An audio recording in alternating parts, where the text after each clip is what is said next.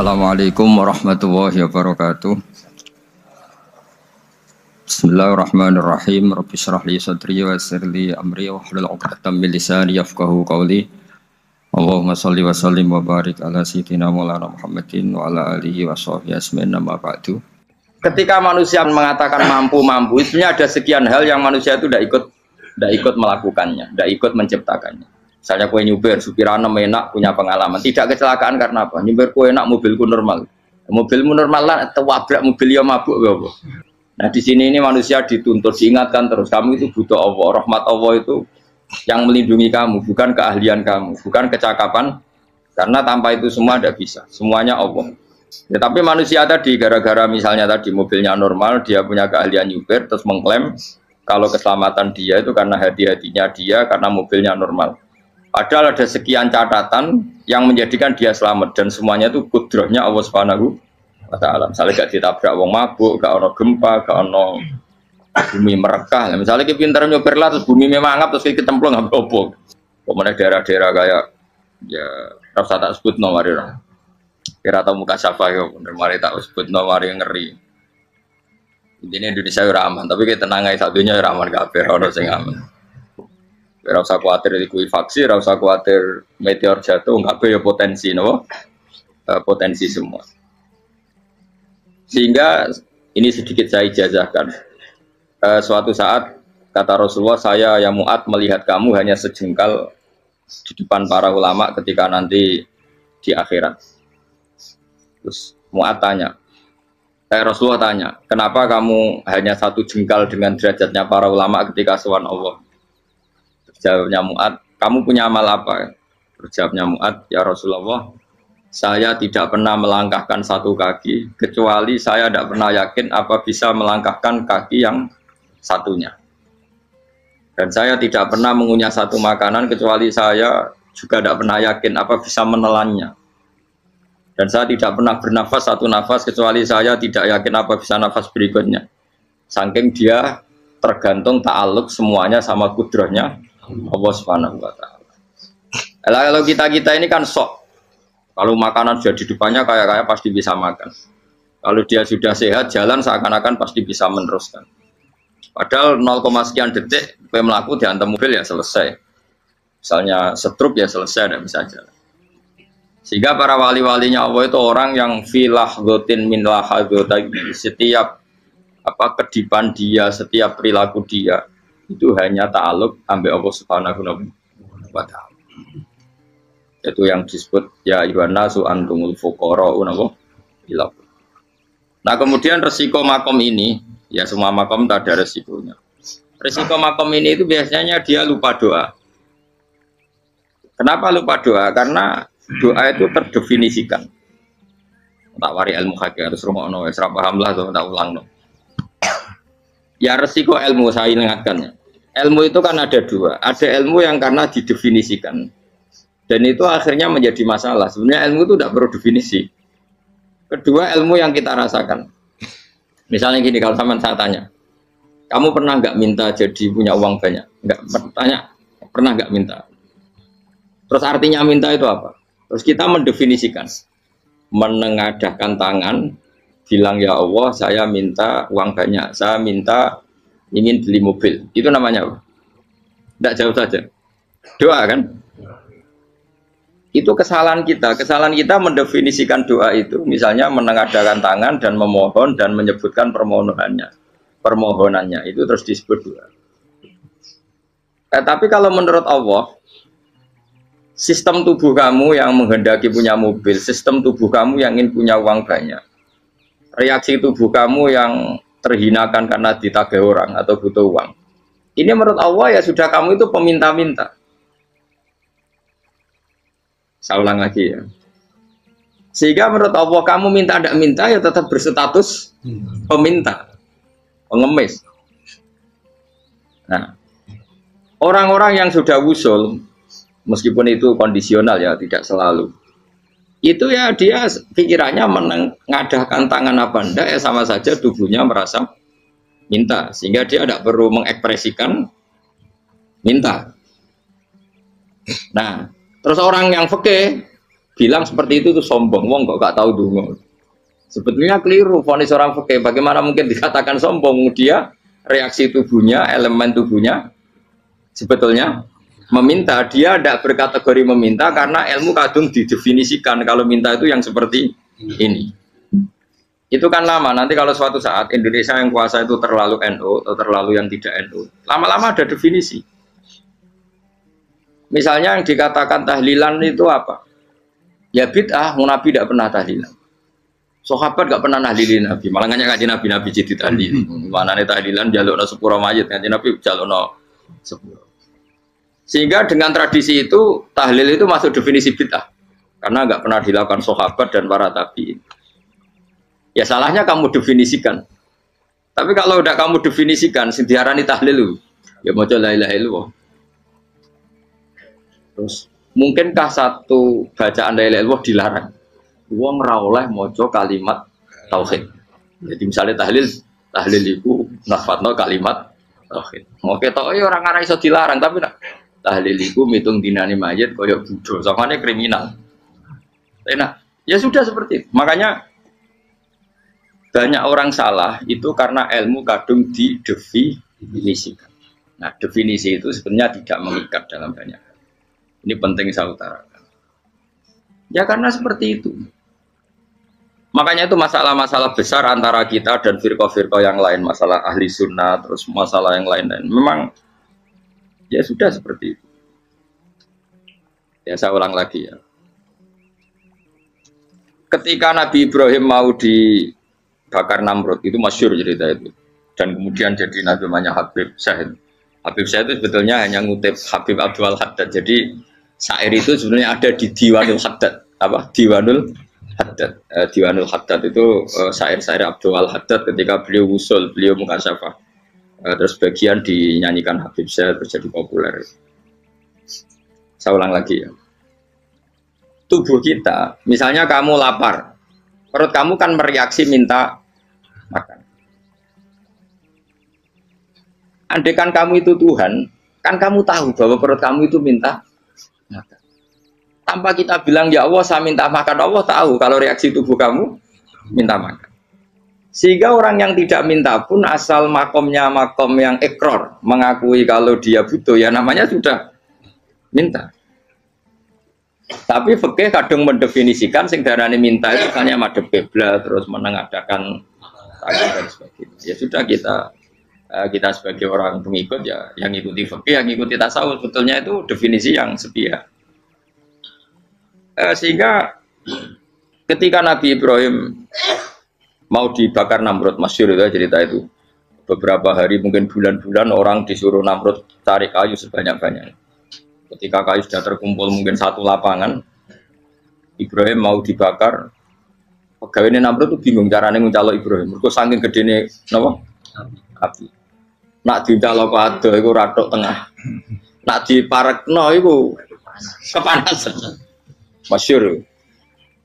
Terus setan zaman itu orang akeh dadi setan tenan. Saya kan duplikate sakeh dadi setan ra tau muncul. Wong duplikate wis napa? Akeh.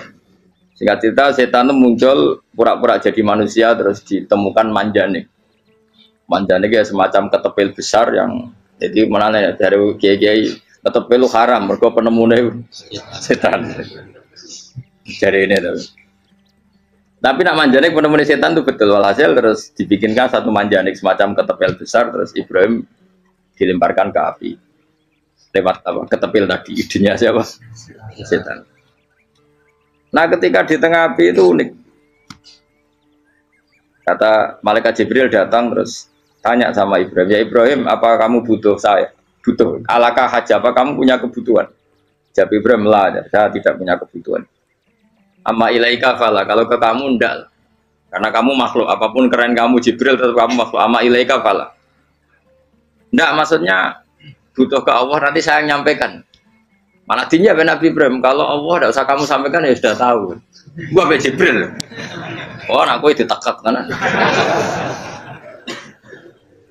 Ya saya ulang lagi, apa kamu punya kebutuhan? Alaka hajalah, amma ilaika fala, kalau ke kamu ndak. Nggak, maksudnya butuh ke Allah, nanti saya sampaikan. Karena Jibril yang mentang-mentang dekat sama Allah dan tukang memberi informasi. Tapi kata Ibrahim, kalau ke Allah sih nggak perlu kamu, dia sudah tahu. Nah, itu terjadi nazamannya Habib Abdul Haddad Masyhur itu apa? Hasbi min su'ali ilmuhu bihali. Jadi cukup ilmunya Allah itu menjadikan saya tidak perlu minta. Hasbi min su'ali ilmuhu bihali. Jadi ada kondisi tertentu yang para wali itu, saya ulang lagi, kondisi tertentu yang para wali itu ya tidak minta. Tapi kalau itu ditiru jenengan semua ini jadi keangkuhan. Kenapa? Wes ora ndonga tangane ditenangano, atine ora eling pangeran, kan akhirnya tak jaluk tenan. Jadi gue aja niru wali-wali. Nah wali-wali itu kan misalnya tangannya tidak menengadah, tapi semua sistem tubuhnya merasa butuh sama. Saya itu pernah, gitu. Tapi itu kondisional dan saya juga ngulang tidak mesti bisa. Ketika saya umroh itu pernah saya ada satu kondisi itu doa ya di putaran pertama terus. Di putaran pertama saya berdoa ya agak banyak di multazam. Putaran kedua mau berdoa sudah tidak berani lagi. Sampai ke-7. Hari kedua ya tidak berani, hari ketiga tidak berani. Nah seperti itu tidak bisa dibuat-buat meskipun saya juga agak ingin. Tapi ya pas itu ya nggak bisa. Gara-gara itu korban kitab hikam, ya kitab hikam yang terkenal. Kitab hikam itu pernah cerita gini. Rubbama dallahum al-adab ala tarkit tolak. Terus di antara makalahnya itu wa inna ma yunabbahu man yajuzu alaihil ikhfal. Tapi kamu jangan niru dosa kan. Tapi jangan ingkar ilmu ini tambah dosa oke. Jadi niru ya dosa, ingkar ya dosa. Jadi ada seorang wali kata hikam. Kadang-kadang seorang wali itu mau doa diulang itu sungkan. Kenapa? Yang perlu diingatkan tuh yang potensi lupa. Allah kan masih ingat doa kemarin. Loh itu gara-gara saya sebelum umroh itu mensinau kitab hikam itu agar itu ya Allah. Sing tak dongani wingi ejek eling kok tak eling nomene. Dadi wa inna ma yunabbahu man yajuzu alil fal, yang bisa diingatkan hanya orang yang potensi lupa. Sementara Allah tidak akan. Tapi kan akhirnya dongane eling. Ya Allah kayak kemarin. Hari ketiga ya Allah kayak. Makanya menurut saya ilmunya orang hakikat itu juga ada sisi kriminalnya karena ya tadi. Tapi kamu ingkar ya keliru. Memang Allah gak mungkin lupa, ngapain kamu ingatkan. Makanya menurut saya Allah itu manggat terbaik, bener-bener Rahman Rahim. Mestinya nak Allah terbaik, itu ngomong bedino malah ngamuk. Lah aku lali tapi mbok eling dong. Tapi Allah itu ya maklumi ya dengan kekeliruan. Kita ini kan selalu keliru, dongo terus ya keliru sebetulnya, karena seakan-akan kan mengingatkan seseorang yang mungkin lupa. Wong Allah tidak pernah lupa kok, kamu ingetin terus. Atau kamu menggurui Allah, yaitu ya Allah nang sebadani kalau di duake, padahal nggak mesti maslahat bagi kamu. Duake orang mesti maslahat bagi kamu. Maka ada sekian contoh yang wali itu dibully pangeran. Saya sering cerita, banyak cerita wali itu dibully pangeran, digarap ya pangeran. Ini gara-gara salah dewi. Saya pernah cerita dan itu ada di hikam betul di kitab itu ada. Ada wali itu tukang hamal itu manol di pasar, itu tukang angkut. Jadi kalau ada orang bawa barang berat diangkut dia, terus misalnya kalau dulu mungkin ya ke kereta atau ke singkat cerita terus diupahi. Saat dapat apa dia pasti pulang karena dia hanya butuh makan satu piring, karena dia tirakat makan satu piring untuk ibadah 24 jam. Singkat cerita dia ngeluh ya Allah. Kamu tahu, engkau tahu, saya ini pecinta engkau. Saya ini hanya butuh makan satu piring untuk kuat sholat. Tapi kenapa harus jadi juru manol? Berilah saya rezeki yang tanpa kerja. Selang sekian hari dia dituduh maling, terus di penjara, terus dapat rezeki tanpa kerja. Dia ya Allah kenapa jadinya gini? Kan kamu minta rezeki tanpa kerja. Ya itu penjara itu rezeki tanpa kerja kan. Jadi Allah memperlakukan para walinya itu memang unik. Ya kadang dibully. Sehingga dalam cerita-cerita kenabian, kata Qadiyat itu, nggak ada orang yang sering dibully Allah kayak nabinya. Karena nabi itu orang yang dicintai Allah. Jika salah sedikit saja itu, cara pangeran itu, cara kampus itu digarap, pokoknya dipelonco, salah sedikit. Misalnya begini, Nabi Yakub itu kan nabi. Dia mungkin nyon jauh nggak tersadar, nyembelih apa itu anak sapi itu di depan indukannya. Ya beliau mungkin spontan saja, Pak. Kalau kamu yang melakukan pasti tidak ada hukumannya karena Allah tidak pati peduli sama kamu, sudah lah. Artinya nggak peduli, salah pantas saya nggak jelas ya. Gitu. Tapi ini Nabi. Ketika itu terus idukannya sapi tadi, ya Allah, Yakub itu kekasihmu. Saya tidak berani sama dia karena dia kekasih. Tapi saya tetap menuntut keadilan. Dia harus merasakan susahnya dipisah dengan anak. Meskipun dia tidak nuntut rasanya roh anak sebelah, itu tidak ada se-ekstrim itu. Sapinya itu hanya nuntut, ya Allah, dia harus merasakan sakitnya terpisah dengan anak. Akhirnya Allah menciptakan Yakub mengalami terpisah dengan Nabi siapa? Itu kalau kata qadiyat, itu kalau yang melakukan tidak Nabi pasti nggak dibully Allah, dibiarin. Karena Nabi ini yang melakukan. Nah. Terus ini Nabi Yusuf lagi, mana rasa daftar wali berat? Nabi Yusuf itu di penjara itu karena terdolimi apa karena memang dia salah? Terdolimi. Dan ya Yusuf itu Nabi. Nabi Yusuf itu Nabi betul memang benar-benar. Meskipun ganteng dia Nabi. Syaratnya Nabi ganteng kira-kira mlebu. Nabi itu harus ganteng, enggak boleh. Nabi elek ora oleh. Karena Allah izin di kekasih kok kriting elek. Allah itu di selera ya. Kabeh Nabi mesti yang paling ganteng di kaumnya, yang paling nasab. Enggak boleh Nabi kok pesek, kriting, enggak boleh. Tapi kalau sudah jadi orang soleh oleh kan. Tapi kalau Nabi enggak boleh. Enggak. Nabi Yusuf ganteng. Masyhur kan cerita Nabi Yusuf dengan siapa? Zulaikha. Dan belum ada orang dalam keadaan darurat masih cerdas kayak perempuan. Jadi singkat cerita, ketika Yusuf diajak Zulaikha selingkuh gak mau kan keluar dari kamar. Dalalah kebetulan wa alfaya sayyidah Rajal. Itu si Zulaikha tadi spontan langsung bilang, wahai suamiku, apa hukuman orang yang ingin menodai keluargamu? Itu wong wedok. Padahal dia agak terencana, dia pun nggak bayangkan kepergok suaminya. Itu dalam keadaan kepergok itu masih cerdas. Suamiku, apa hukuman orang yang mau menyelingkuhi keluarga Anda? Singkat cerita suaminya murka, terus Yusuf di penjara, terdolimi. Ketika di penjara, kemudian Yusuf punya keahlian mentakwil apa? Mimpi. Kan tadi suaminya Zulaikha itu tidak sampai raja ya, kira-kira PM atau menteri. Raja itu punya mimpi yang bisa nakwil itu hanya Yusuf. Singkat cerita, terus utusan raja datang ke Yusuf dan takwilan Yusuf terbukti benar. Tapi Yusuf ini seorang nabi, saya ulang lagi Yusuf seorang nabi, dia tapi ya manusia. Bilang gini ke utusannya, coba bilangkan ke raja kamu, di penjara ini ada orang yang di penjara secara terzalimi, yaitu saya. Tolong laporkan ke majikan. Itu Allah tersinggungnya itu bukan main. Nabi kok lapor makhluk. Itu tersinggung. Nah, kowe kan gak piye. Kowe ngajono proposal ya ora piye. Wis pokoke Allah kowe wis ra piye wis. Wong sumpen swargane ya ora langsung wae ngono pokoke kira-kira kan sudah tidak perlu ditegur. Makanya fa'an sahu syaitanu dzikra rabbi fala bisa fisijni bid'asin. Maka Allah mentakdirkan utusan raja tadi itu lupa melaporkan peristiwa Yusuf ke raja tadi. Sehingga raja gak pernah dengar kalau ada orang di penjara karena Allah tersinggung. Wong kowe ku nabi kok lapure ambek penguasa. Ngono tok iku wis Allah tersinggung. Karena dia nabi, gak boleh nabi lapor makhluk. Jadi Allah itu dengan nabi itu sangat-sangat sensitif. Sangat-sangat sensitif. Gue begitu.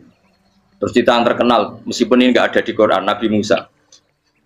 Nabi Musa itu pernah sakit gigi. Karena dia mentang-mentang kalimullah, orang yang sering komunikasi dengan Allah, minta ya Allah, tolong tunjukkan obat gigi saya itu apa. Dan ini sama Allah dikasih tahu. Kamu ngunyah suket ini, gitu. rumput ini kamu kunyah, nanti pasti sembuh. Karena resepnya dari Allah ya pasti mujarab, kan nggak ke dokter. Sehingga tidak dikunyah terus sembuh.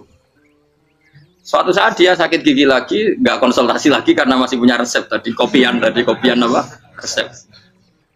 Dia datang nyari suket yang sama dikunyah tambah sakit. Tanya sama ya Allah ini kan resepnya yang sama, kenapa tambah sakit? Kata Yusuf, kata Allah, kamu itu kekasihku. Ora nak sing ngobati ku aku ra suket sembrono. Semenjak itu Yusuf Nabi Musa ora pernah taruh resep lagi sudah. Andai kan tuh kamu, pasti Allah juga gak tersinggung. Makanya kata qadiyat, kenapa para nabi sering ditegur itu bukan karena Allah murka, nabi itu beda.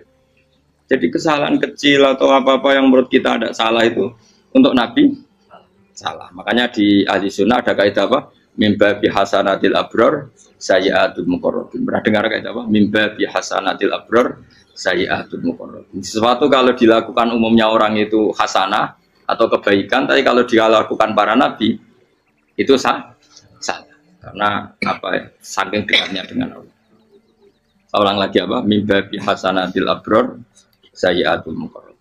Jadi nabi itu beda. Nah, para nabi itu orang-orang yang mengalami fikir yang doa resmi kayak siapa tadi? Definisi fikir ya sering. Kayak definisi orang tasawuf yang sering. Sehingga ketika nabi berdoa ya memang secara disiplin ilmu yang namanya berdoa ya minta Allah dengan mengadakan tangan. Ketika enggak berdoa karena nabi sadar Allah tidak perlu diingatkan lagi, pasti masih ingat. Jadi dua-duanya benar terus. Makanya nabi itu lam yazal fitaroki, nabi itu selalu naik derajatnya. Karena pas minta ya benar, pas tidak minta ya. Kalau kamu turun terus. Pas minta itu karena tomak kamu, hadun nafsi kamu, serakah kamu, tapi nggak tahu diri, pantas taura dengan permintaan. Kayak gue misalnya jongo jadi wali, iso Allah tersinggung. Bocah atau tirakat atau dia harus jadi wali. Tapi gak dongo ya Allah tersinggung. Kere atau dongo. Jadi orang kalau tidak wali itu sudah keliru terus. Jadi gue di sepuro, tapi tak kira itu akeh. Ya jajal gitu ngajak wali kok sabtu kok dirjelang. Kira-kira Allah tersinggung apa nyembah tadi? Kira-kira tersinggung. Tapi misalnya kira tahu dongo kepengen kau Imam Syafi'i, apa yang tersinggung? Bocah ora di idola. Terus piye Gus? Piye kadung salah biasa wis. Wis bakat salah no. Bakat salah. Ini dongane sing gampang ae sing mesti bener Rabbana dzalamna anfusana wa lam taghfir lana wa tarhamna lanakunanna minal khasirin. Saya pernah punya kitab dan kitab itu merasa luar biasa. Bahkan ketika adu bully itu, adu cara mahasiswa itu kayak pelonconan itu. Nabi sama Nabi pengiran gitu. Dan itu sekali yang satu salah melakukan disiplin ilmu, pengiran itu degradasi. Dan Allah memang mengancam gitu. Kalau kamu melanggar ini, la biton namin diwanin nubuah. Nanti la amkuan namin diwanin nubuah. Kamu saya hapus dari buku kenabian.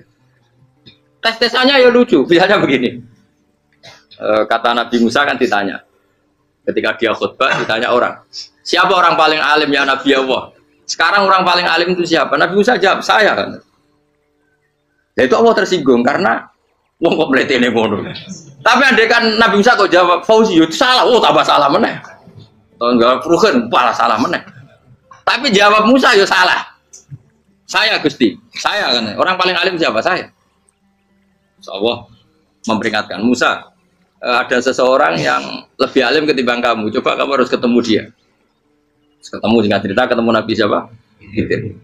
Terus dalam 3 sesi ini, 3 babak ini buli-bulian. Nabi Khidir itu dalam 3 babak ini selalu kelihatan salah. Di antaranya adalah cara sekarang ya mungkin di gonjak sepeda motor atau perahu kalau dulu. Yang menggratisi dia numpangi sepeda motor malah spionnya dicopot gitu. Spionnya dicopot, dirusak.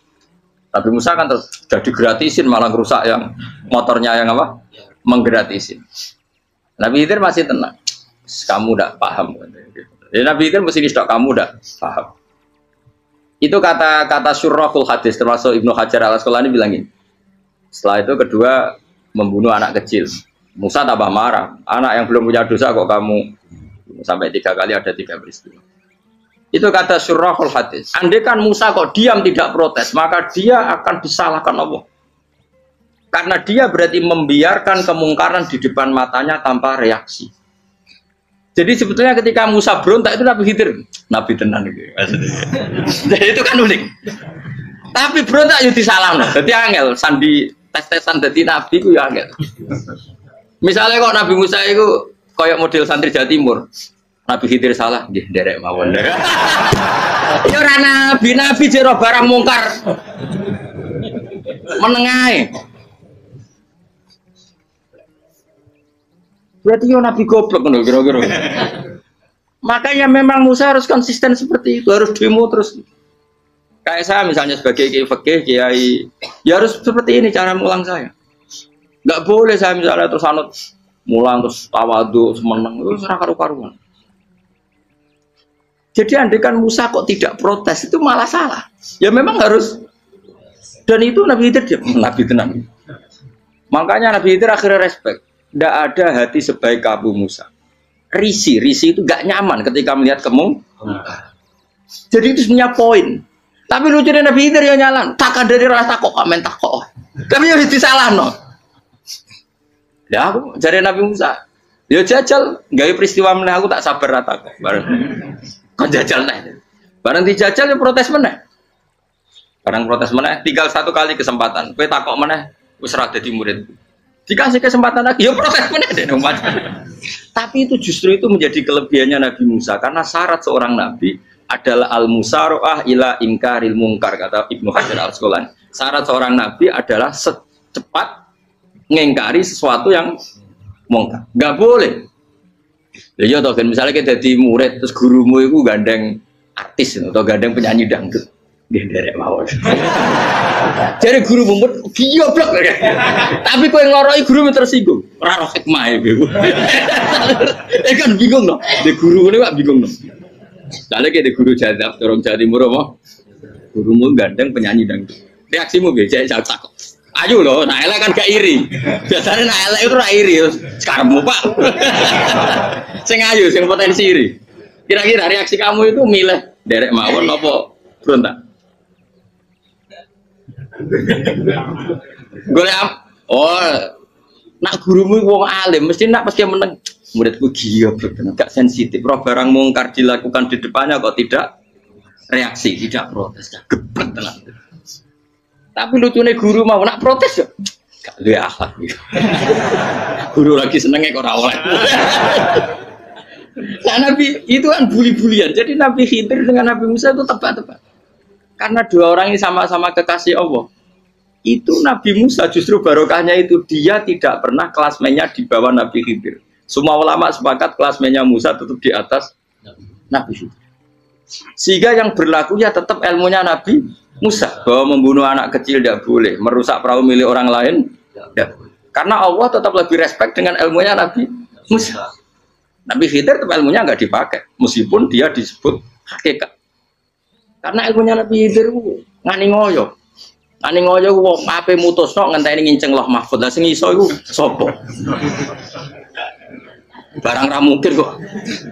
Makanya Nabi Khidir terakhir menutup kalimatnya wa ma fa'altuhu an amri. Dzalika ta'wilu ma lam tasbi alaihi sab. Aku dhewe nglakoni ini ya ora roh, wis ditakdir nglakoni ngene wae. Dadi Nabi Khidir ya ora paham.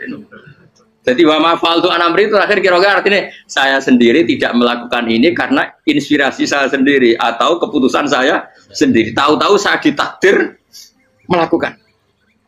Karena pas itu Nabi Khidir disetting semuanya dengan ilmu hakikat. Yaitu bayi tadi memang kutiba kafiron. Kutiba kan apa? Kafiron. Memang dia nanti kalau umur nganti tua ditakdir mati kafir. Daripada mati kafir nanti ya sudah mati sekarang. Tapi nggak mungkin kan ada syariat daripada soben beling pateni kecil. Ora ono syariat, tetap ikut Nabi Musa. Makanya kata Ibnu Hajar Al-Asqalani itu uniknya Allah sama para wali-walinya. Wali ku klirullah itu tuh disenengi pengen. Terus pangeran nabi-nabi ini yo kecil-kecil kan, yo pancen nak wong. Terus keempat kan. Tadi kan saya punya contoh 3, ini contoh keempat, ini terakhir. Kakean kok ilmu merah cukup tetap malah bingung enggak. Nabi itu minggat itu boleh enggak? Tanpa pamit, minggat itu pergi enggak pamit itu boleh enggak? Enggak boleh. Rasulullah meskipun kayak apa disakiti di Mekah itu enggak pernah minggat, enggak pernah hijrah. Saya ulang lagi, karena butuh izin. Tapi Allah pernah punya kekasih yaitu Nabi Yunus. Nabi siapa? Yunus. Itu Quran meredaksikan ya abako. Abako itu terjemahnya apa? Minggat. Kalau pergi itu dahaba. Tapi ini Allah meredaksikan itu abako. Abako itu ya minggat. Nabi Yunus itu dakwah di daerah Nainua. Ya, Nainua itu ya Babylon sana. Kampungnya namanya Nainua. Ya daerah Babylon. Babylon itu kalau di geografis modern ikut Irak. Ikut mana? Irak. Jadi Kufa, Basra, Babylon. Terus siapa itu yang mengalahkan pasukan Yahudi dulu itu Buktanasor, Hebuket, Nasir itu ikut mana? Babylon apa? Babylon. Bama unzila alal malaka ini di Babila Harut Amar.